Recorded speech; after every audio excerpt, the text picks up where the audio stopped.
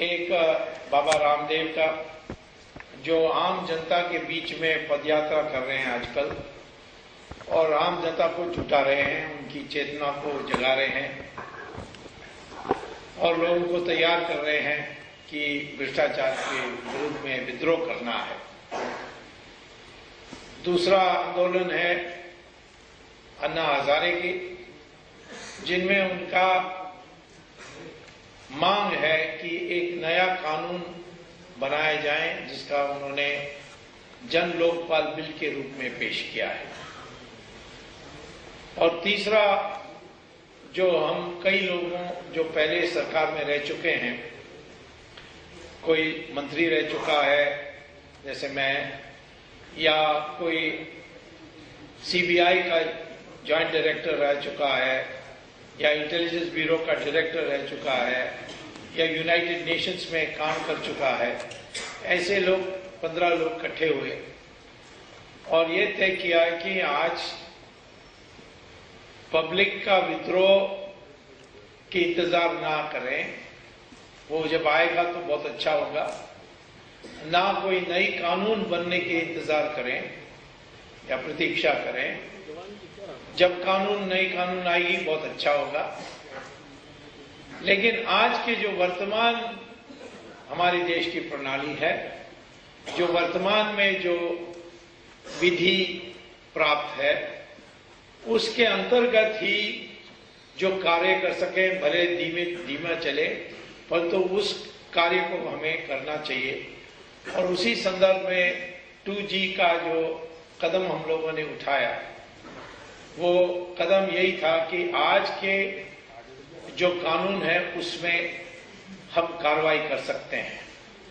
सिर्फ अपना विद्रोह या अपना हमारी आलोचना ये दिखाने के लिए नहीं है, लेकिन ठोस कदम उठानी चाहिए जिसमें जिन लोगों ने अपराध किया उनको सजा देने के लिए हम व्यवस्था करें।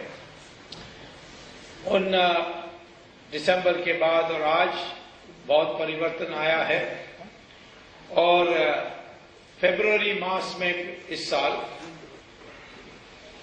सुप्रीम कोर्ट में हमने सीबीआई का मॉनिटरिंग के लिए मनवाने के बाद मुझे सुप्रीम कोर्ट ने अनुमति दी कि मैं कोर्ट में जाकर राजा के खिलाफ केस दायर कर सकूं। आपको याद होगा कि मैंने 5 चिट्ठी लिखी थी प्रधानमंत्री को, क्योंकि प्रिवेंशन ऑफ करप्शन एक्ट में मंत्री के ऊपर केस नहीं डाल सकते हैं यदि आपको प्रधानमंत्री से अनुमति पहले प्राप्त नहीं है। ये कानून में इसीलिए लिखा गया था कि हर व्यक्ति कोर्ट में जाकर केस डालने के लिए अनुमति नहीं होनी चाहिए, फिर कोई मंत्री काम नहीं कर सकेगा। इसीलिए किसी एक अधिकारी के पास ये दायित्व होनी चाहिए कि वो देखें कि कुछ आधार है और उसके बाद परमिशन दें।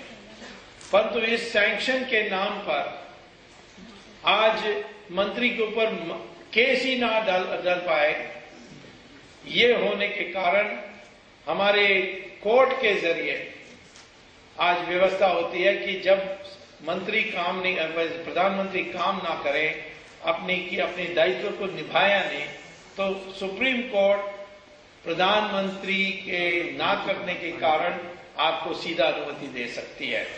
और यही मैंने किया। हमारे संविधान के अनुसार आर्टिकल 32 में ये लिखा है कि जब मेरी मूलभूत अधिकार छीनी जाती है, मैं सीधा सुप्रीम कोर्ट आ सकता हूं।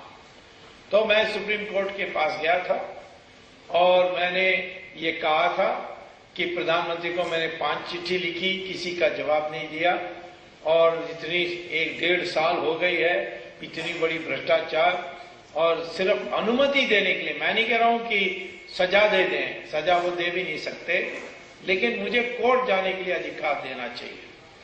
तो सुप्रीम कोर्ट ने मुझे अधिकार दिया था। मैं कोर्ट में गया, ट्रायल कोर्ट में गया और मैंने केस फाइल की, और कंप्लेंट फाइल करने के बाद मैंने जज को कहा कि मुझे पब्लिक प्रोसिक्यूटर बनाइए, तो जज ने कहा ये कैसा हो सकता है, आप तो एक प्राइवेट इंडिविजुअल हैं, पब्लिक प्रोसिक्यूटर सीआरपीसी के अनुसार वही हो सकता है जो सरकारी वकीलों की लिस्ट में है, उसमें से हमें चुनना होगा, और आपका नाम तो आपने तो एनरोल भी नहीं किया। मैंने लॉ तो पढ़ा हूं, परंतु मैंने कभी एनरोल नहीं किया, किसी एग्जाम नहीं लिया, क्योंकि मैं पहले से प्रोफेसर था और प्रोफेसर होते हुए मैंने लॉ सीखा था। तो इसीलिए उन्होंने कहा कि आप वकील भी नहीं हैं और मैं आपको पब्लिक प्रोसिक्यूटर से बना सकता हूं। तो फिर मैंने उनको कहा कि section 5 public prevention of corruption act के अनुसार हम बन सकते हैं। तो उन्होंने कहा कि पढ़ के सुनाओ। मैंने पढ़ के सुनाया कि जो कंप्लेंट दायर करेगा उसको हक है कोर्ट से मांगने के लिए कि वो पब्लिक प्रोसिक्यूटर बनाए जाए, हालांकि अभी तक किसी ने किया नहीं था। जज ने भी कहा कि ऐसा कानून है, मुझे पता ही नहीं था, किसी ने मुझे अभी तक बताया नहीं। तो हम लोगों को आज ज्ञान नहीं है कि जो हमारे आजादी आंदोलन के बाद कॉन्स्टिट्यूएंट असेंबली में हमारी संविधान बनाई थी, खास तौर पर डॉक्टर अंबेडकर, इन सब लोगों ने ऐसे प्रावधान रखी है हमारी कॉन्स्टिट्यूशन में जो दूसरे के देशों की कॉन्स्टिट्यूशन में मिलेगा नहीं। आर्टिकल 32 जहां सीधा सुप्रीम कोर्ट अपने मूलभूत अधिकार के लिए जा सकते हैं, बहुत कम कॉन्स्टिट्यूशन में मिलेगा। आर्टिकल 226 जिसमें आप सीधा हाई कोर्ट में जा सकते हैं अपने अधिकारों के लिए, वो भी किसी कॉन्स्टिट्यूशन, बहुत कम कॉन्स्टिट्यूशन में मिलेगा। तो इसीलिए हमारे कॉन्स्टिट्यूशन का लोग कम पढ़ते हैं और इसीलिए क्योंकि हमारी शिक्षा में एक कमी है, मैं तो समझता हूं कि लॉ पढ़ाना अनिवार्य होना चाहिए आगे, ताकि हर व्यक्ति अपने पांव पर खड़े हो सके। तो मुझे फिर कोर्ट ने अधिकार दिया पब्लिक प्रोसिक्यूटर बनाने के लिए। उस तक सीबीआई को भी डंडा पड़ी सुप्रीम कोर्ट से, तो सीबीआई ने भी एक केस मेरे डाली, उसको अलग से चल रही है। तो 2 केस चल रहे हैं, दोनों 2G पर चल रहे हैं। दोनों का जो आधार है, डेटा है, मटेरियल है, सब एक ही है। तो मैंने कोर्ट को कहा कि सीबीआई अपना काम करने दो, इसीलिए उनको तनख्वाह मिल रही है। जो काम वो नहीं कर रही है उसमें मैं आकर अपना हस्तक्षेप करूंगा, ये मैंने कहा। तो ये इस कारण से सब सीबीआई ने शुरू में अच्छा काम किया। मैंने राजा को आरोपी बनाया, जेल भेजने के लिए मांगी, सीबीआई ने समर्थन किया, तो राजा अंदर चले गया। अब राजा अंदर बैठा है और उसके बाद कन्नी मोड़ी अंदर चले गई। जैसे मैंने कई जगहों में कहा कि कन्नी मोड़ी की बारी आएगी। अब 1 हफ्ते 10 दिन के अंदर मारन को भी अंदर जेल जाना पड़ेगा। लेकिन मैंने देखा कि सीबीआई ने चिदम्बरम को छुआ नहीं, और मुझे आश्चर्य हुआ क्यों नहीं चिदम्बरम के ऊपर केस चलना चाहिए, क्यों नहीं चलाया गया। अब मुझे बाद में पता लगा सीबीआई के ऑफिसर्स, जो सीनियर ऑफिसर्स हैं, सब आईपीएस के हैं और उनका प्रमोशन, कॉन्फिडेंशियल रिकॉर्ड सब होम मिनिस्टर तय करता है। तो जब ऐसा है तो वो अपना करियर को खराब करने चाहिए नहीं चाहते होंगे। तो रोज सीबीआई डायरेक्टर को चिदम्बरम से कोई ना कोई अन्य केस के लिए मिलना होता है, तो थोड़ा आंख का भी शर्म होता है कि इसी के ऊपर हम कैसे केस डाल सकते हैं जिसको उन्हें रोज मिलना है। तो इसीलिए मैंने सुप्रीम कोर्ट में जाकर एक केस अलग से डाली कि मेरे पास आधार है, जो मैं आपको अभी बताने वाला हूं क्या आधार है। उस आधार के होने के बाद भी सीबीआई ने चिदम्बरम पर जांच नहीं की, और इसीलिए सुप्रीम कोर्ट आदेश दे कि चिदम्बरम पर केस चलाया जाए। और ये जो बहस हुई थी, बड़े डट के विरोध हुआ गवर्नमेंट की तरफ से। सीबीआई के वकील भी आए थे, बड़े वरिष्ठ वकील के वेणुगोपाल, और पीपी राव चिदम्बरम के तरफ से आए। दोनों घंटे बहस की, 18 घंटे। एक दिन में कोर्ट सिर्फ 2 घंटे के लिए इस केस के लिए बैठती थी सुप्रीम कोर्ट में, तो इसके माने 9 दिन की बहस की। मैंने 2 घंटे की बहस की, उससे ज्यादा नहीं की।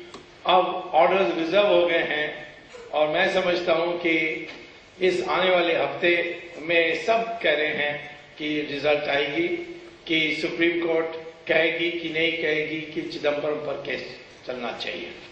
मैंने इसीलिए केस ये मांग की क्योंकि मैंने देखा कि राजा के ऊपर जो चार्जेस हम लोगों ने बनाई थी वो ये था कि लाइसेंस का दाम उन्होंने 2001 का दाम फिक्स किया, जब 2008 में दाम 10 गुना ज्यादा था।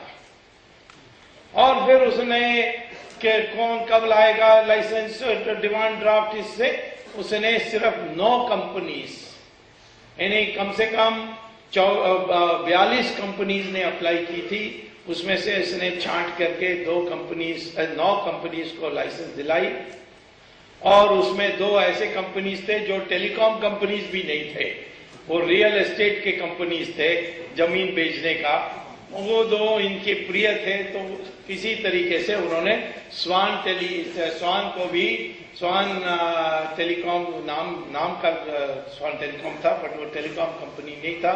और यूनिटेक जो जमीन बेचता है दिल्ली का कंपनी है, इन दोनों को उन्होंने लाइसेंस दिलवा दी। तो ये इससे क्या हुआ कि जैसे सीएजी ने कहा कि 1,76,000 करोड़ रुपए का नुकसान हुआ, क्योंकि 2008 के दाम पर आपने लाइसेंस नहीं दिया, 2001 के दाम पर दिया था। 2001 के टाइम पर टेलीकॉम मार्केट छोटी थी, हमारे सिर्फ उस समय 40 लाख मोबाइल फोन्स होते थे, आज 70 करोड़ मोबाइल फोन्स हैं। तो इतनी बड़ी मार्केट हो गई, सबको इस मार्केट में हिस्सा लेने चाहते हैं क्योंकि इतनी लाभदायक होगी। तो उन्होंने 2008 में इस तरीके करके ये नुकसान हुआ। अब इसकी बड़ी आलोचना भी हुई सीएजी ने ये अनुमान लगाया। अब कपिल सिब्बल ने कह दिया कि लॉस तो सिर्फ नील था, 0 था। अब लोग कपिल सिब्बल को गाली देने लगे। मैंने कहा वो बेचारा क्या करेगा, वो 0 से आगे गिनते ही जानता नहीं है, इसीलिए वो 0 पर ही रह गया। लेकिन मैं ये कहता हूं कि मान लीजिए सीएजी का गणित आपको पसंद नहीं है, आप देखिए कि ये कंपनीज जिनको लाइसेंस सस्ते दाम पर मिली, उन्होंने क्या किया। उन्होंने कई कंपनी जैसे स्वान है और यूनिटेक है, जिनके पास एक टावर नहीं था, कोई इक्विपमेंट नहीं था, कुछ नहीं था, उन्होंने लाइसेंस को लेकर 2 विदेशी कंपनी को बेच दी। कौन से 2 कंपनी को बेची? एटिसलाट और टेलीनॉर। और ये ब्लैक लिस्टेड कंपनीज थे। जब शिवराज पाटिल होम मिनिस्टर था, उन्होंने एक रिपोर्ट तैयार की कि एटिसलाट जो है ये पाकिस्तान ISI के कंट्रोल में है कंपनी, इसको देश में बिजनेस करने नहीं देना चाहिए। और इनकी जो इंडिया ऑफिस है उसका हेड है शाहिद बलवाज। उस शाहिद बलवाज दाऊद इब्राहिम का आदमी है, इसीलिए उसको किसी में आने नहीं देना चाहिए। और टेलीनॉर का इक्विपमेंट, ये टेलीनॉर नॉर्वेजियन कंपनी है, इसकी इक्विपमेंट चाइना से आती है। और ये चाइना की जो इक्विपमेंट है ये दोनों काम कर सकता है, टेलीकॉम का काम भी ये इक्विपमेंट कर सकती है, मशीनरी, और साइबर वॉरफेयर भी कर सकती है। इसके माने इंडिया और चाइना के बीच में झगड़ा हो जाए तो यही जो टेलीकॉम इक्विपमेंट लगी होगी वो हमारी डिफेंस के कंप्यूटर्स को फेल कर सकती है, वायरस लगा सकती है, और हमारे लिए राष्ट्र की सुरक्षा की खतरा हो सकती है। इसलिए इन दोनों कंपनी को नहीं बेचना चाहिए। फिर भी अनुमति दी गई थी बेचने के लिए, और उन्होंने बेचा। बेचने के बाद उनको कितना दाम मिला? 8 गुना दाम मिला। जो प्राइस उन्होंने सरकार को दी 1651 करोड़ का, उसका 8 गुना इनको मिला उस इन दोनों कंपनी से लाइसेंस को बेचने के लिए। तो इसी से लगता है कि नुकसान हुआ। यदि सरकार सीधा इन कंपनीज को बेचती तो सरकार को भी 8 गुना मिल जाती। तो कुल मिलाकर के 9 कंपनीज ने जो 1651 करोड़ दिया, वो कुल मिलाकर के सरकार की रेवेन्यू बनी 14,000 करोड़। उस 14,000 करोड़ को 8 से मल्टीप्लाई करिए तो आपको वहीं मिल जाती है 98,000 करोड़। कई और कंपनीज ने अपने पूरा लाइसेंस नहीं बेचा, आधा लाइसेंस बेचा। जैसे टाटा ने बेचा 13 गुना पर, डोकोमो 13 गुना दाम पर बेचा डोकोमो। एस्टेल एक कंपनी है, उसने 20 गुना दाम पर बेचा। अलग अलग कारण से, कौन से सर्कल में उनको लाइसेंस मिली, कौन सी लाभदायक सर्कल में, उस पर डिपेंड किया। तो औसत में आप ले लीजिए कि 10 गुना दाम ज्यादा था 2008 में। उस हिसाब से आपको 10 गुना माने 1,40,000 करोड़ वहीं बन जाती है। उसके बाद CDMA, डुअल टेक्नोलॉजी, सबका लाभ को जोड़ करके 1,76,000 होना कोई बड़ी बात नहीं है, वही सही है। उसमें से मैंने आपको बताया कि 60,000 करोड़ रुपए रिश्वत दी गई, और रिश्वत में राजा ने उसको बांटा, क्योंकि वो अकेला सब रखते था तो प्रॉब्लम होती, क्योंकि उसके कई रहनुमा थे, उसके कई पेट्रन्स थे। तो उन्होंने सिर्फ 4,000 करोड़ अपने पास रखा और 5,000 करोड़ उसने चिदम्बरम को दिया। चिदम्बरम को क्यों दिया, तब मुझे जब ये समाचार मिली सोचने लगा ये चिदम्बरम को क्यों दिया। वैसे चिदम्बरम के लिए 5,000 करोड़ कोई ज्यादा नहीं है, पॉकेट मनी जैसा है। उसके बैंक अकाउंट में विदेशों में 50,000 करोड़ है। और फिर उसने करुणानिधि को 16,000 करोड़ रुपया दिया, जो देना था, क्योंकि करुणानिधि की 3 बीवियां हैं तो थोड़ा ज्यादा उनको देना था मैंने। और फिर सोनिया गांधी को 36,000 करोड़ मिला। ये कुल मिला करके उसने ऐसे तरीके से बांटा। तो मैंने वो केस बनाई, उसमें बहस हुई, और ये 2 चार्जेस पर। नंबर 1 कि तुमने दाम को फिक्स किया 2001 में, और इसीलिए राष्ट्र का नुकसान हुआ।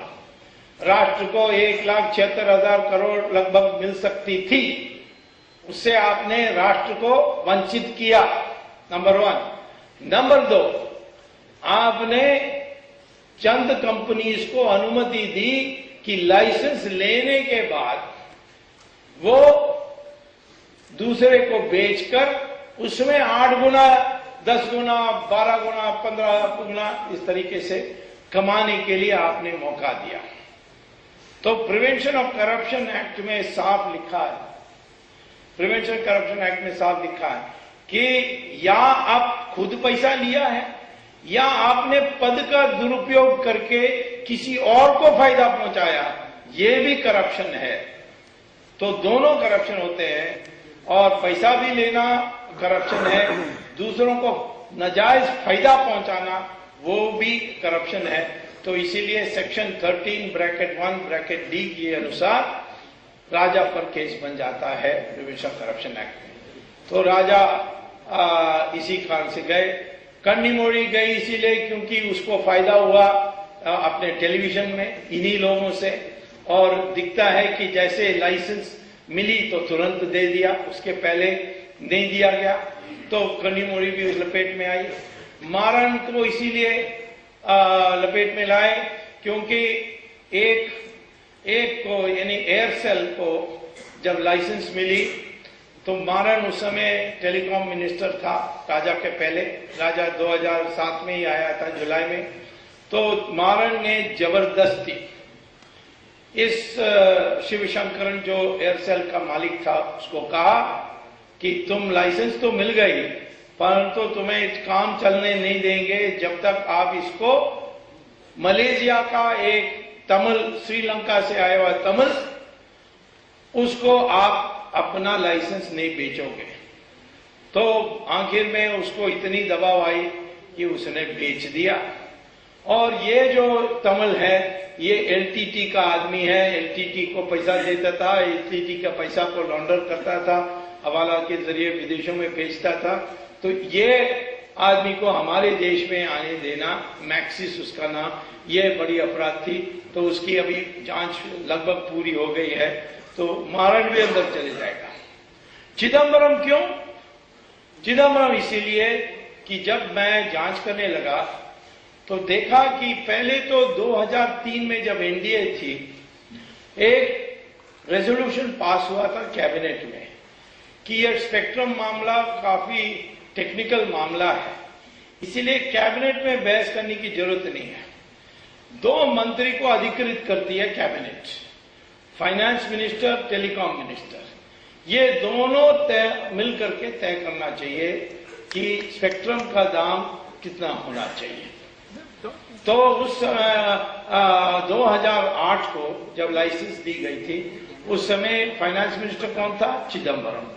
और टेलीकॉम मिनिस्टर कौन था? राजा। और दोनों को तय करना था। तो क्या दोनों मिलकर के तय किया? वो मुझे पता लगा कि ऐसा ही हुआ, क्योंकि 4 मीटिंग्स हुए राजा और चिदम्बरम के बीच में, उसके मिनट्स थे। मिनट्स को चिदम्बरम ने गायब कर दी थी, परंतु दिल्ली में मैं मिनिस्टर रहा हूं, तो मैं जानता हूं कि गायब करेगा तो डुप्लीकेट कहां से मिल सकती है। तो मैंने डुप्लीकेट मंगवा ली, जो सरकारी ही थी, क्योंकि सरकार में 2 फाइल होते हैं, एक को करंट फाइल कहते हैं, दूसरे को नोट फाइल करते हैं, और दोनों में कॉपी होती है ऐसी चीजों। यानी तो नोट फाइल से गायब कर दिया तो मैंने फिर उसको करंट फाइल देखा, करंट फाइल से गायब कर दिया तो मैंने नोट फाइल में देखा, नोट फाइल में मिल गया, तो उसको मैंने सुप्रीम कोर्ट में पेश किया।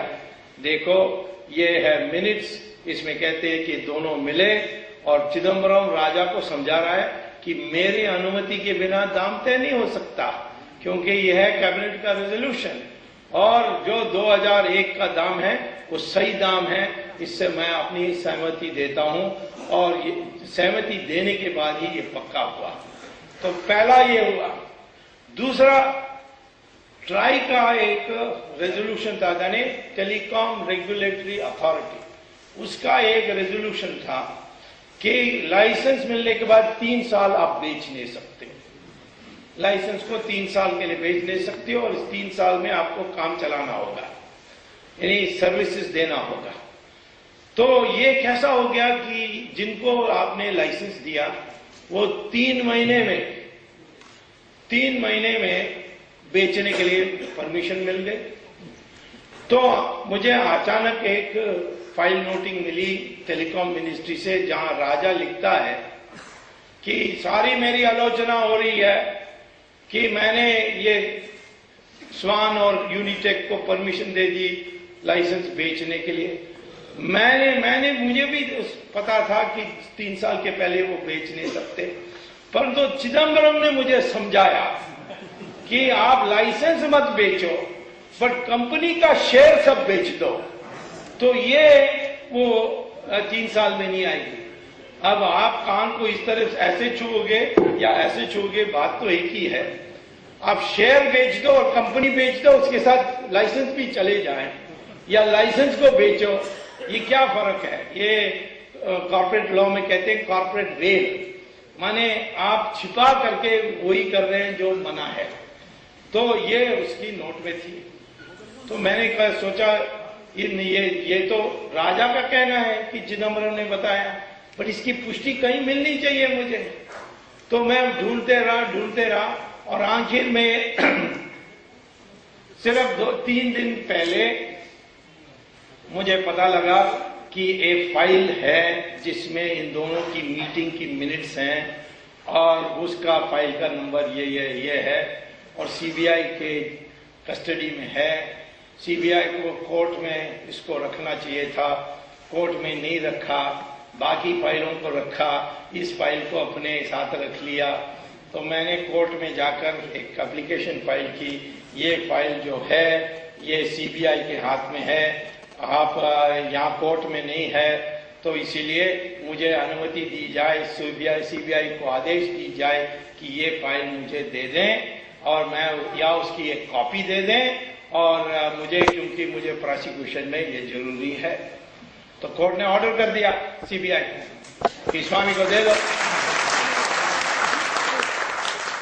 अब मैंने उसी दिन 3-4 दिन पहले मैंने सीबीआई को भिजवाया एक कोर्ट का ऑर्डर का फाइल दो। उन्होंने कहा फाइल को ढूंढना पड़ेगा, किसी गोदाम में पड़ा होगा, ये है वो है। आखिर में मैंने सुना है कि ट्यूसडे में देने वाले हैं।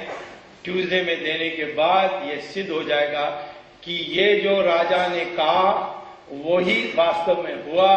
चिदम्बरम के कहने पर स्वान को और यूनिटेक को 2 विदेशी कंपनी जो ब्लैकलिस्टेड थे उसको बेचा, और ये भी निकलेगा कि इस बातचीत में चिदम्बरम ने एक बार भी राजा को नहीं कहा ये ब्लैकलिस्टेड कंपनी है, होम मिनिस्ट्री की ब्लैकलिस्टेड कंपनी है, इसीलिए इनको बेचने के लिए अनुमति नहीं है, ये कहा नहीं। तो राष्ट्र के साथ इन्होंने यानी धोखा दिया है, इसीलिए उसको सिर्फ उन्होंने इन कंपनीज को लाभ पहुंचाने का प्रिवेंशन ऑफ करप्शन एक्ट में नहीं, परंतु देश के नेशनल सिक्योरिटी एक्ट में भी जोड़ेंगे। तो लगभग दिल्ली में अब चर्चा हो गई कि इस हफ्ते इसकी छुट्टी हो रही है और ये जेल जा रहा है। तो मेरे एक दोस्त ने आकर कहा कि ये तिहाड़ जेल का जो सुपरिटेंडेंट है वो आपके बारे कंप्लेंट हमें दिया है। मैंने कहा क्या मैंने कर दिया इसको कंप्लेंट देने के? कहता है कि ये सुपरिटेंडेंट कहता है कि बावर्ची हमारे जेल का बड़ा बिगड़ा हुआ है कि ये स्वामी सिर्फ मद्रासियों को जेल भेज रहा है और वो आकर मसाल डोसा और इडली मांग रहे हैं और ये मैं नहीं जानता। तो मैंने कहा उसको कहो फिक्र मत करें, मैं एक इटालियन को भेजने वाला हूं, तो इसको पिज्जा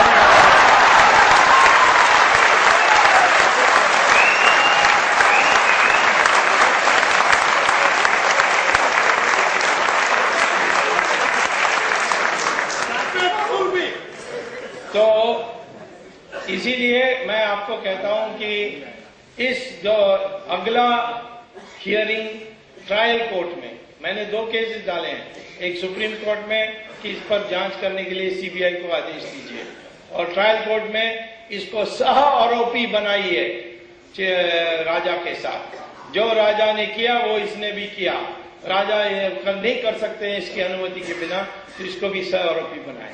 सीबीआई यही चाहती है। सीबीआई ने डट का विरोध किया इसका सुप्रीम कोर्ट में, और इसीलिए, परंतु सीबीआई के ऑफिसर्स मुझे व्यक्तिगत जब मिलते हैं कोर्ट के बाहर, वो कहते हैं कि इस साला को जल्दी भेजो।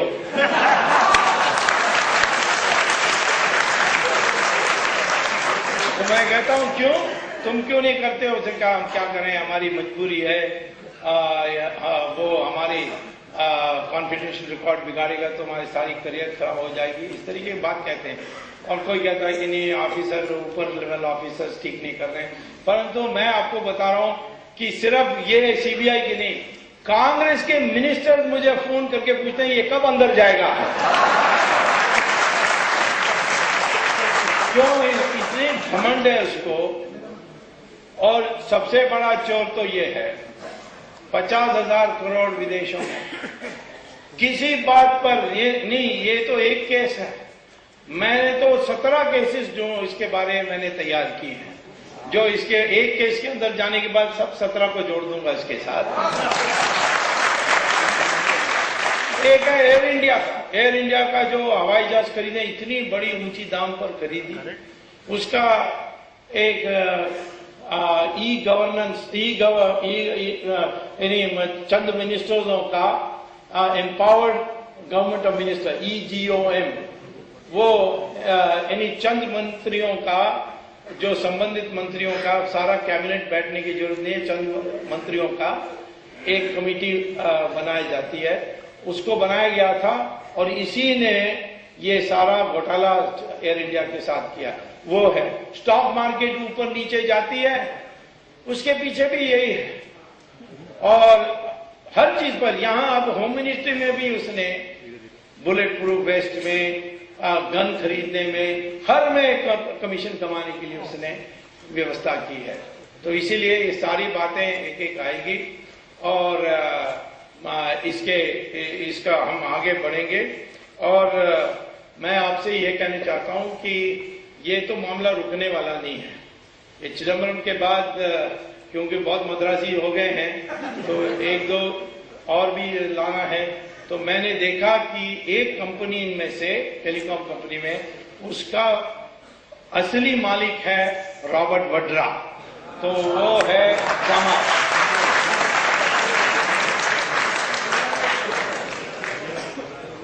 तो ये दामाद जो है, ये पता नहीं कितना दिन दामाद रहेगा, क्योंकि मुझे खबर मिली है, मैं एक निजी मामले में नहीं जाने चाहता हूं, बट कुछ गड़बड़ है उस परिवार में, क्योंकि अब ये दोनों अलग अलग रहने लग गए हैं, प्रियंका और वड्रा। हो सकता है मेरे केस के कारण वो जल्दी से भी हो जाए और इससे छुटकारा लेने के लिए। परंतु इसके पास होटल्स हैं।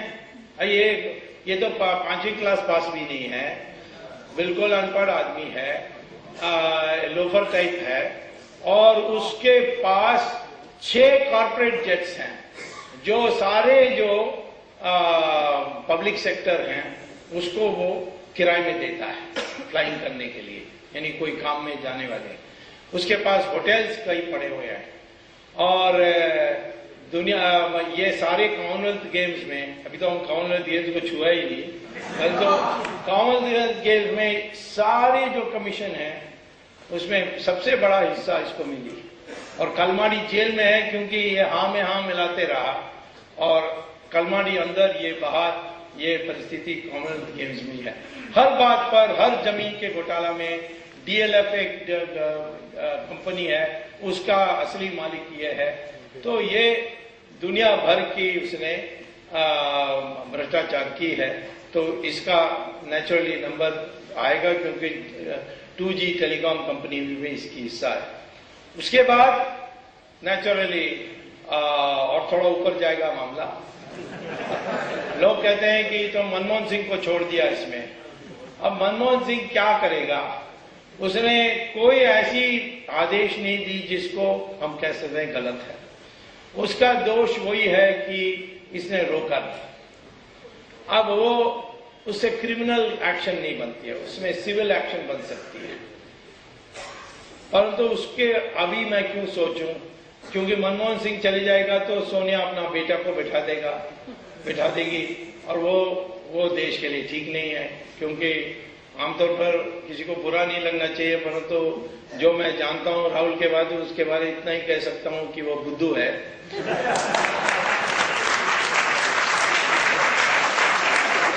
एक बार वो यूपी में गया और इतनी बड़ी पहाड़ देखा गोबर की, उसने आकर प्रेस कॉन्फ्रेंस में कहा कि मैंने लाशों का पहाड़ देखा। अब वो गोबर और लाश के बीच में वो फर्क नहीं देख सकता है, तो क्या प्रधानमंत्री इस देश का बन सकता है?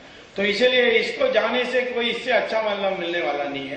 तो सारा यूपीए चले जाए तो अच्छा है, यूपीए सारा जा सकता है। मैं तो समझता हूं कि जो हमने देखा है, जो माहौल, उससे लगता है कि शीघ्र ही मध्यावधि चुनाव मार्च तक आ जाएगी। इस पार्लियामेंट सेशन में ही सरकार गिर सकती है। ये सारे जो भंडा फोड़ रहे हैं, ये फुटने के बाद होम मिनिस्टर, जो चोर पकड़ने के लिए मिनिस्टर है, वो खुद चोर निकलेगा, तो कैसे सरकार चलेगी? तो इसीलिए ज्यादा अच्छा है कि सारा सरकार ही चले जाए। सिर्फ मनमोहन सिंह जाने से कोई सुधरने वाला मामला नहीं है, और इसीलिए हम उसके ऊपर नहीं कॉन्सेंट्रेट कर रहे हैं। परंतु सोनिया गांधी निश्चित तौर पर इस देश के हर डील में उसको एक हिस्सा मिली है। बोफोर्स में भी मैं जानता हूं, यद्यपि राजीव गांधी के बारे ये नहीं कहा जा सकता कि उनको पता नहीं था, और उनके कहने पर स्वीडन का बोफोर्स की गन को चुना गया, जब उस समय आर्मी के लोग दूसरे गन चाह रहे थे। और परंतु पैसा गया सारा सोनिया गांधी के परिवार को, और ऐसे हर चीज पर आप सोनिया गांधी की हिस्सा देख सकते हैं। यहाँ अभी वो घोषणा नहीं हुई है, एक 28 करोड़ रुपए का 28,000 करोड़ रुपए का विमान माने हवाई जहाज को खरीदने का एक कॉन्ट्रैक्ट अभी फाइनल में हो रही है, उसकी फाइनल नेगोशिएशंस हो रही है। ये जहाज जो लड़ाकू जहाज है हमारी एयरफोर्स के लिए, और फ्रांस को देने के लिए जिद कर रही है सोनिया गांधी। और क्यों? क्योंकि फ्रांस का प्रेसिडेंट की बीबी भी इटालियन है और ये इनका कुछ सांठगांठ है, और इसीलिए फ्रांस को देने के लिए जिद कर रहे हैं। मैंने प्रधानमंत्री को लिखकर दे दिया है कि मुझे यह सारा पता है, कितनी बातचीत हुई है फ्रांस की बीबी के साथ और इसके साथ, और इसमें इंक्वायरी हो जाएगा। तो इसीलिए परसों घोषणा होनी थी, अभी तक घोषणा नहीं हुई। पता नहीं क्या डर के मारा नहीं हुई मैं नहीं कह सकता, परंतु निश्चित तौर पर ये सबको जोड़ करके अभी एक अमेरिकन एजेंसी ने खबर दी है दुनिया में किसके पास कितना पैसा है। और आप देखो सऊदी अरेबिया के राजा के पास कितना पैसा है, बहुत है, और इसे नाम दे रहे हैं, परंतु जो राजा महाराजा महारानी नहीं है उनमें से नंबर 1 है सोनिया गांधी, जिसको 18 बिलियन डॉलर्स का बैंक अकाउंट बताई है। 18,000 बिलियन डॉलर माने 90,000 करोड़। 90,000 करोड़। अभी सारा पैसा रख के क्या करेगी मैं नहीं जानता, बट ये जमा है। ये उस परिवार से आई जिनको गरीब माना जाता था। ये गरीब परिवार से आई, इसीलिए बाप ने उसको लंदन भेजा वहां छोटे छोटे काम करने के लिए, और हमें बुद्धू बनाया कि कैम्ब्रिज यूनिवर्सिटी में पढ़ने के लिए गई और वहां से डिग्री ली। जब मैं गया कैम्ब्रिज यूनिवर्सिटी, उन्होंने कहा ऐसा कोई स्टूडेंट नहीं था, मुझे लिखकर दे दिया था कि ऐसा कोई स्टूडेंट नहीं था। मैंने लोकसभा स्पीकर को दिया कि देखो ये तुम्हारे पार्लियामेंट के हुज हू में लिखा है कि ये कैम्ब्रिज यूनिवर्सिटी से इंग्लिश में डिग्री ली, परंतु ये यूनिवर्सिटी ने ऐसी चिट्ठी लिख दी। तो स्पीकर उस समय थे मनोहर जोशी, उन्होंने सोनिया गांधी को वो मेरी चिट्ठी और कैम्ब्रिज यूनिवर्सिटी की चिट्ठी भेज दी, और सोनिया गांधी की जवाब आई कि ये टाइपिंग मिस्टेक था। अब typing mistake comma full stop हो सकती है, परंतु पूरा व्याख्या इतना लंबा sentence got a degree in the university of Cambridge, ये टाइपिंग मिस्टेक है, तो इसको Guinness book of world record में भेजना चाहिए। लॉन्गेस्ट टाइपिंग मिस्टेक है। हर बात पर झूठ बोलिए। नाम उसकी बर्थ सर्टिफिकेट में सोनिया नहीं है, उसका एंटोनिया नाम है, लंबा नाम है, हेडविगे अल्बीना एंटोनिया माइनो बाप का नाम। तो ये सोनिया का नाम कैसे आया? ये समझिए हम लोगों को कुछ पता होना चाहिए। हमारे देश में इसके बारे में कुछ नहीं पता। इसके बाप क्या कर रहे थे? इसके बाप हिटलर के मिलिट्री में जवान थे, और जब हिटलर गया रशिया तो ये पकड़ा गया था और इसको जेल में रखा था, और जेल में सिर्फ 4 साल ही था। बाकी जर्मन सोल्जर्स 20-20 साल थे जेल में। इसको 4 साल में क्यों छोड़ा? क्योंकि केजीबी का एजेंट बन गया। तो उस समय वो बाहर आया, केजीबी का एजेंट बना। तो मैं इसकी सारी इतिहास जानता हूं, और लोगों को नहीं पता है, दुर्भाग्य है। हमारी मीडिया भी नहीं बहुत लिखती है, लेकिन हमें जानना चाहिए कि किस प्रकार के, यानी एक आखिर में इसका पद है, उस पद में बैठ करके वो क्या क्या नुकसान हमारी देश की कर सकती है। हवाई जहाज सब स्टैंडर्ड करेगी तो हमारी कल पाकिस्तान के साथ लड़ाई में हमारी नुकसान हो सकती है। और वो चुप नहीं बैठी है। अभी उन्होंने एक फैसला किया है कि एक नया बिल आएगा पार्लियामेंट में पास करने के लिए, उसका नाम होगा communal and targeted violence bill. माने जो को लक्ष्य बना करके हिंसा होती है उसके संबंध में। अब ये बिल क्या है? ये बिल सख्त हिंदू विरोधी बिल है। मैं नहीं कहता हूं कि आप मुसलमान विरोधी बिल बनाओ, परंतु हिंदू बिल यानी जिस देश में 83% हिंदू हैं उसमें ऐसी बिल वो ला सकती है? उसमें क्या लिखा है कि दंगा हो जाए, मैं तो पूरा आपको विवरण नहीं बता रहा हूं, बड़ी लंबी चौड़ी है। उसमें लिखा है कि दंगा हो जाए तो ये मानकर जाएगा कि हिंदू ने किया है। दंगा हो जाए हिंदू और मुसलमान के बीच में तो पुलिस का पहला रिपोर्ट में आएगा कि हिंदू ने किया।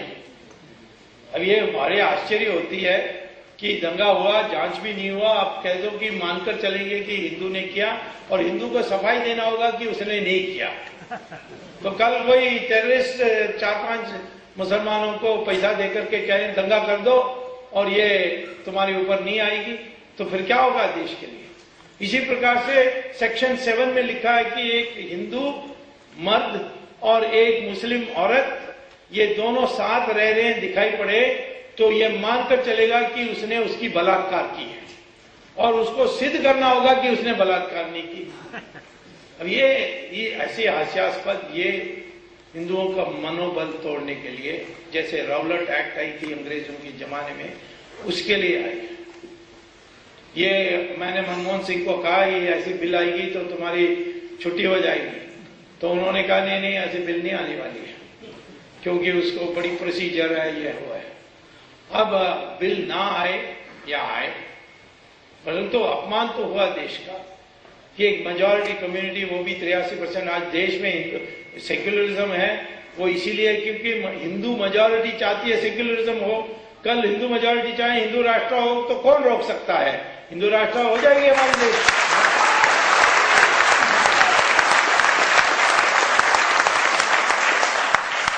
तो क्या करना चाहिए? तो मैंने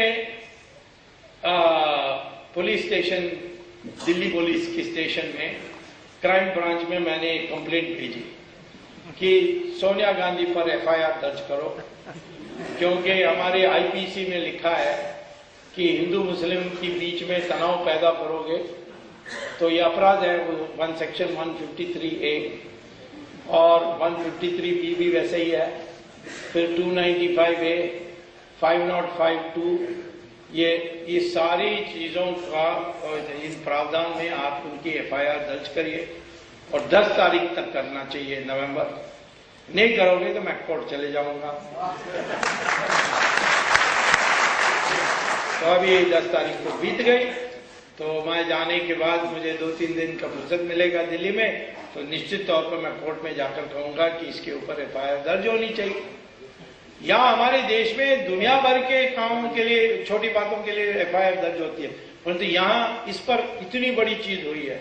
ये कोई अधिकारी नहीं है, ये कोई लॉ मिनिस्टर नहीं है, ये एक एमपी है और वो बैठी है पार्लियामेंट के बाहर और एक ये बिल तैयार करती है।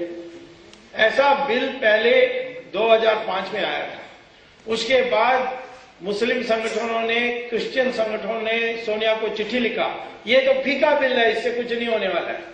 तब उसने मनमोहन सिंह को कहा कि इस बिल को वापस करो और अपने आप उसने इस बिल को तैयार किया और ये करके किया। मैं आपको कहना चाहता हूं कि लोग मुझसे कभी कहते हैं तुम सोनिया गांधी के पीछे बहुत पड़े हो। मैं कहता हूं कि मैं क्यों नहीं पीछे पड़ूं? कहते हैं नहीं, बेचारी बहू है और हमारे देश की संस्कार है, वो साड़ी पहनती है, कभी नमस्ते करती है। तो मैंने कहा कि देखो इसमें मैं गुमराह नहीं होने वाला हूं, क्योंकि मैं रामायण का जानता हूं। रामायण में रावण आया भगवा कपड़ा पहन के और सीता गुमराह हो गई और लक्ष्मण रेखा पार कर गई और फिर क्या हुआ आप जानते हैं। इसीलिए मैं ये साड़ी पहनती है, इसमें मैं गुमराह नहीं होने वाला हूं।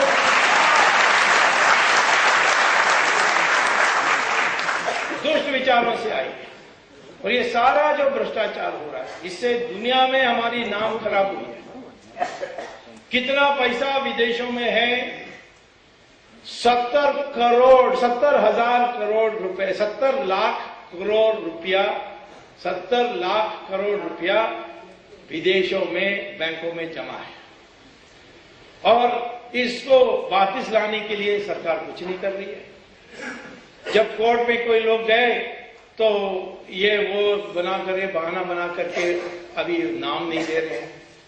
पहले जर्मनी ने नाम दिया था जर्मनी ने कहा कि हमारे पास तुम्हारे देश के कई नागरिकों का खाता लिechtenstein जो हमारे बगल की देश है, पड़ोसी देश है, उसकी सीक्रेट बैंक में है और उसको हमें जानकारी मिल गई। कैसे जानकारी मिली? पहले जर्मन गवर्नमेंट को पता लगा कि उनके कई कर्मचारी लोग, सरकारी कर्मचारी उस बैंक में, लिechtenstein बैंक में उन्होंने खाता खोला है। तो उन्होंने लिechtenstein से पूछा हमें दे दो अकाउंट, तो उन्होंने कहा नहीं ये तो हमारी बिजनेस है, सीक्रेसी हमारे लिए अनिवार्य है, हम नहीं देंगे। तो फिर जर्मनी ने क्या किया, बैंक का सबसे वरिष्ठ जो उनका कर्मचारी है उसको रिश्वत दे करके सारे अकाउंट की सीडी बना करके ले ली और लेने के बाद उन्होंने उसकी डाउनलोड करने के बाद देखा अनेक देशों का है, तो उन्होंने देश के हिसाब से बांटा। 24 देशों का नागरिकों का बैंक अकाउंट था।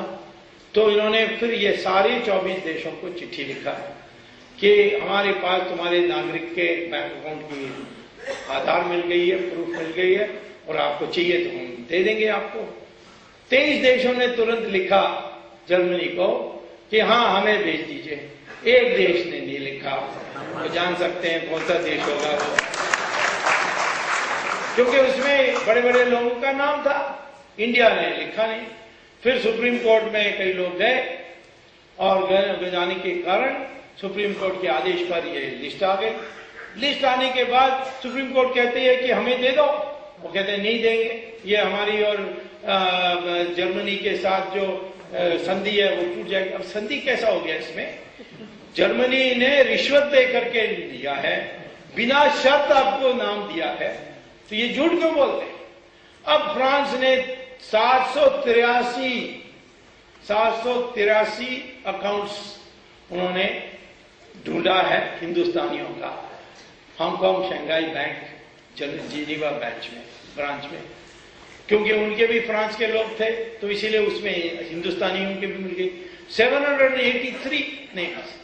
और उन्होंने सारे पूछा भी नहीं भारत सरकार को, उन्होंने सारे नाम को भेज दी भारत सरकार को। अब भारत सरकार को पता नहीं क्या करना है।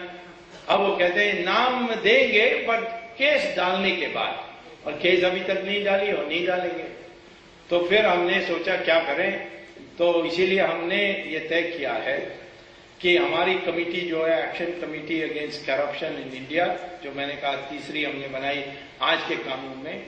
आज के कानून के अनुसार जो अंतर्राष्ट्रीय स्तर पर बनी है, यूनाइटेड नेशंस की जो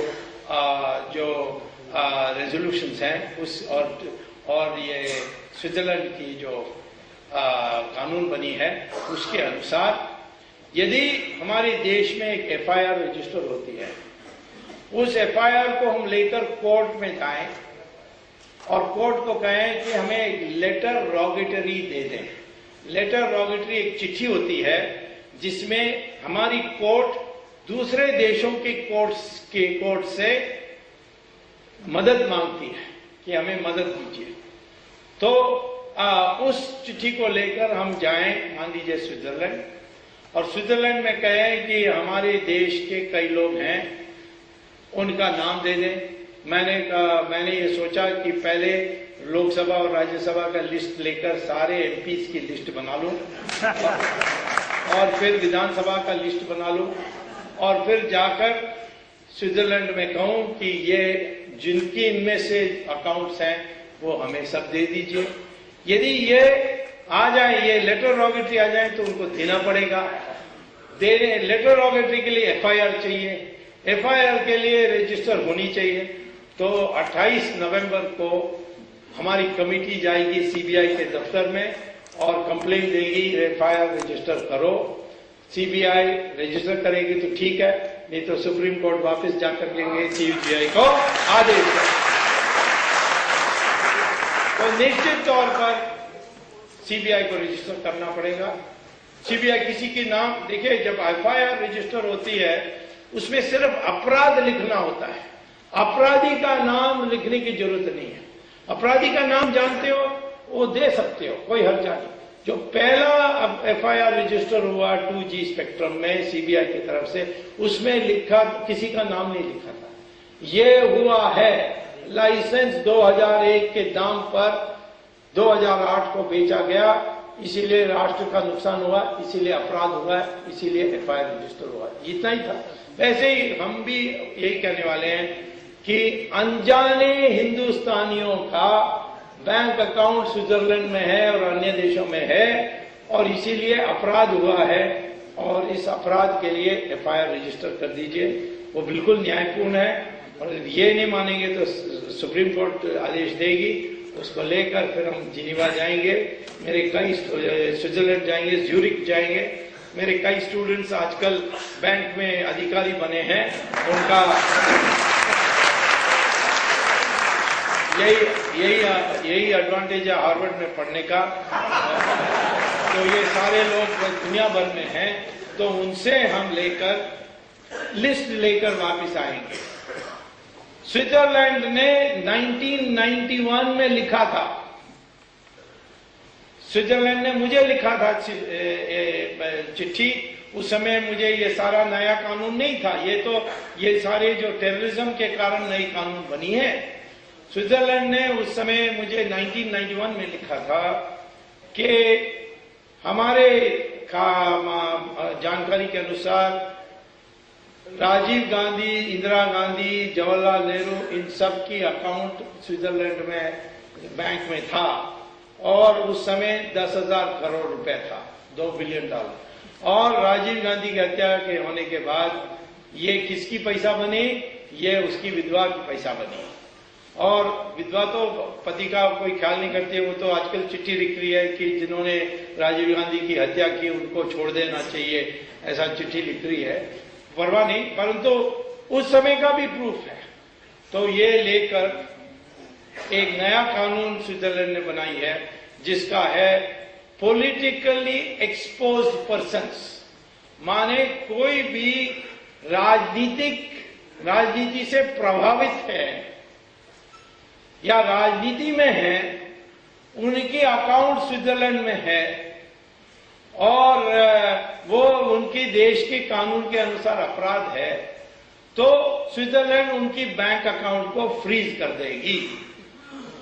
तो क्योंकि ये अभी मुबारक थे इजिप्ट के, उसका अकाउंट को फ्रीज कर दिया, गद्दाफी का अकाउंट फ्रीज हो गया, मार्कोस का अकाउंट भी इसी प्रकार से फ्रीज हुआ था। तो मैं जाऊंगा और कहूंगा कि स्विट्जरलैंड की सरकार ने मुझे लिखा है कि यह सोनिया गांधी अब बेनिफिशियरी है, उसकी अकाउंट है, इसको फ्रीज कर दीजिए, और स्विट्जरलैंड को फ्रीज करना पड़ेगा सोनिया गांधी के अकाउंट पर। तो मैं आपसे ये कहता हूं कि अब कभी हमें लगता है कि कितना करुणा हमें दिखाना चाहिए। ये मैं कृष्ण भगवान से ही सीखता हूं। जब अर्जुना के सामने भीष्मा आए और अर्जुना थोड़ा कांपने लगा कि ये तो हम मेरे टीचर रहे हैं, इसको कैसे मारूंगा। तब कृष्णा भगवान कहते हैं कि जब इसने द्रौपदी का वस्त्रहरण देखा, उस दिन ये बहुत बड़ा अपराधी बना है, इसीलिए इसको वध करना चाहिए। आज ये सवाल आती है कि सोनिया गांधी का बीमारी क्या है, अब इसको भी छिपा के रखा है, और पुराने वीडियोस दिखा रहे हैं सोनिया गांधी बड़ी नाच रही है, घूम रही है, फिर बहुत फैलती है। इतना झूठ इसमें भी बोला है। अमेरिका गई थी अगस्त में स्लोन केटरिंग हॉस्पिटल में, और कांग्रेस के प्रवक्ता कहते हैं कि उसकी ऑपरेशन हो गई। डॉक्टर नोरी बहुत फेमस हैं, वो भारतीय हैं, आंध्र प्रदेश के हैं, उन्होंने की। अब आईसीयू में गई, आईसीयू से बाहर आ गई, अब फिट हो गई, आने वाली है 4-5 दिन में।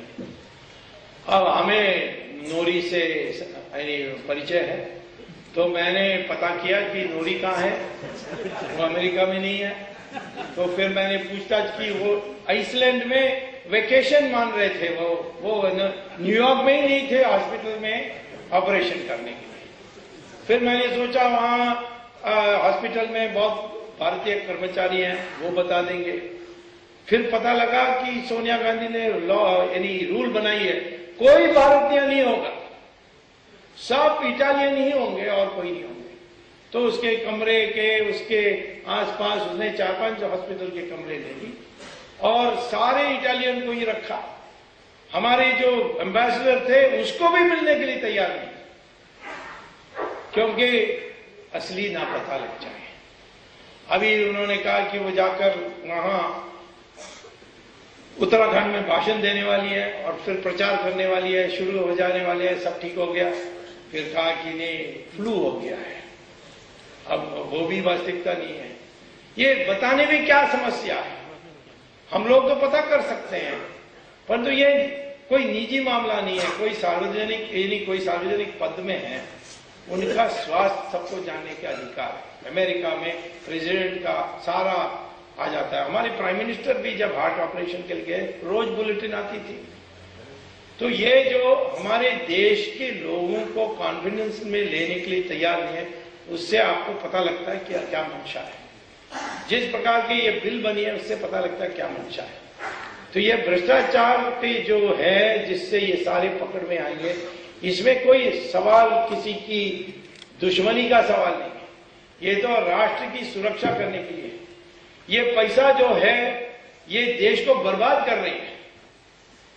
आपको बताने जाता हूं, आज जो महंगाई है उसके पीछे काला धन ही है, क्योंकि इस सरकार ने forward trading in agriculture products permit कर दी। तो ये सारे जो उनके पास काला धन है वो मार्केट से गांव से जैसे आती है उसको खरीद के कोल्ड स्टोरेज में डाल देते हैं और दाम बढ़ती है।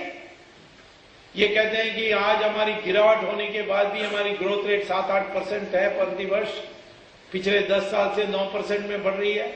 तो इतनी बढ़ रही है सप्लाईज, ग्रोथ रेट बढ़ रही है, माने उत्पादन भी बढ़ रही है। उत्पादन इतनी बढ़ रही है तो फिर दाम कैसे ऊपर जा रही है? मैं इकोनॉमिक्स का प्रोफेसर हूं, मैं यही पढ़ाता हूं कि प्रोडक्शन बढ़ेगा तो दाम घटेगा, परंतु इंडिया का इकोनॉमिक्स भी उल्टा कर दिया इन्होंने, प्रोडक्शन भी बढ़ेगी, दाम भी बढ़ेगी। ये सारा काला धन के कारण है। इसी प्रकार से हमारे देश में आम जनता की वस्तुओं की कम प्रोडक्शन हो रही है, विलासी वस्तुओं की प्रोडक्शन ज्यादा हो रही है। कारण क्या है कि जिनके पास काला धन है वो 4-4 गाड़ियां खरीदते हैं, बड़े बड़े मकान बनाते हैं, एक कमरे में एयर कंडीशनर डालते हैं, बाथरूम में भी एयर कंडीशनर होता है। तो ये सारा कारण से जो लग्जरी गुड्स हैं, विलासी वस्तुओं की उत्पादन है, उसकी प्रॉफिट रेट बढ़ जाती है। प्रॉफिट रेट बढ़ने के बाद जो इन्वेस्ट करता है वो सोचता है कि मैं कपड़ा क्यों बनाऊं, आम जनता की प्रोडक्शन क्यों करूं, जहां मुझे 7-8% ही मिलता है, यहाँ 25-30% मिलेगी, और इसीलिए वो चले जाता है अपने पूंजी को निकाल करके विलासी वस्तुओं पर लगा देता है, होटल 5 स्टार होटल बनाने में लगा देता है, तो ये प्रॉपर्टी में लगा देता है। आज प्रॉपर्टी के दाम बढ़ने के कारण काला धन ही है और कुछ नहीं है। तो इसमें से हमारी सारी पूंजी की जो व्यवस्था उल्टा हो जाती है। 70% हमारी पूंजी जो है वो प्रत्यक्ष और अप्रत्यक्ष रूप से लग्जरी कंजम्पशन, लग्जरी प्रोडक्शन में जा रही है। तो देखिए आप कितना बदल हो गए। अच्छा, ये पैसा विदेश में जाती है, पूरा हिस्सा नहीं, एक हिस्सा, और वो जाती है हवाला के जरिए। हवाला के लोग, अधिकांश लोग पाकिस्तानी के प्रभाव में हैं, ISI के प्रभाव में हैं। तो पाकिस्तान को पता है कि किस मंत्री के खाता कहां है, क्योंकि हवाला लोग बता देते हैं उनको, तो ब्लैकमेल होते हैं। मैं तो सब कभी समझता हूं कि ये सरकार पाकिस्तान के सामने इतना मुलायम क्यों है, सख्त होना चाहिए, लेकिन वो मुलायम हो सकता है ब्लैकमेल के कारण हो रहा है, मैं नहीं कह सकता, परंतु ये राष्ट्रीय सुरक्षा के, नहीं तो ये शाहिद बलवाज और एटिसलाट को क्यों बेचते, कहीं ब्लैकमेल तो जरूर हो गई।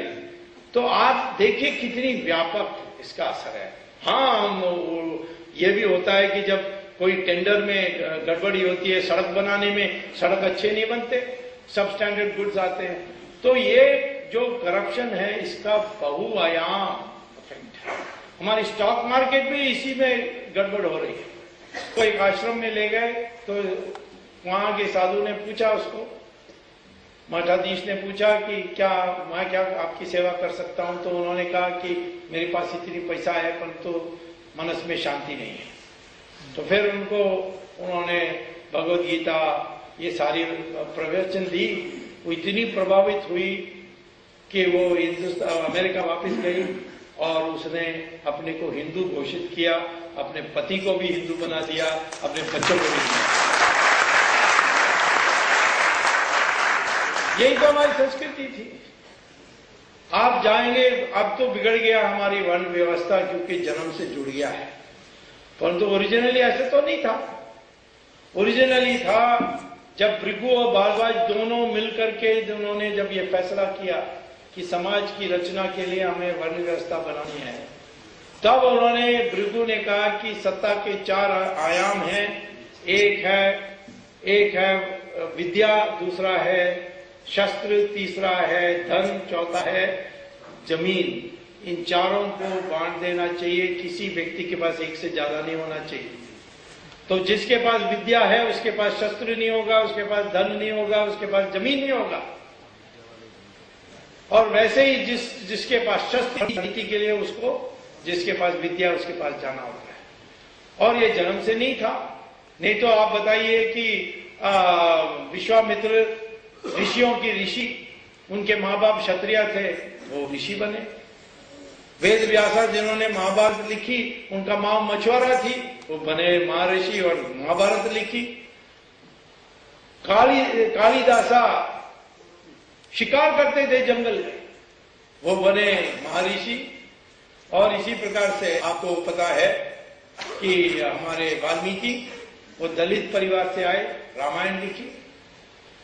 रावण ब्राह्मण था और उसकी वध हुई, क्षत्रिय राजा ने किया क्योंकि उसने नियम तोड़ा।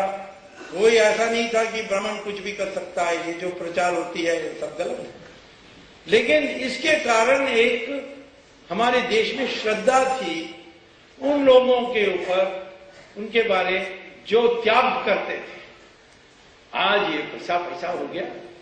तो ये सनातन धर्म जो माँ कहते थे, महात्मा गांधी कहते थे मैं सनातनी हूं।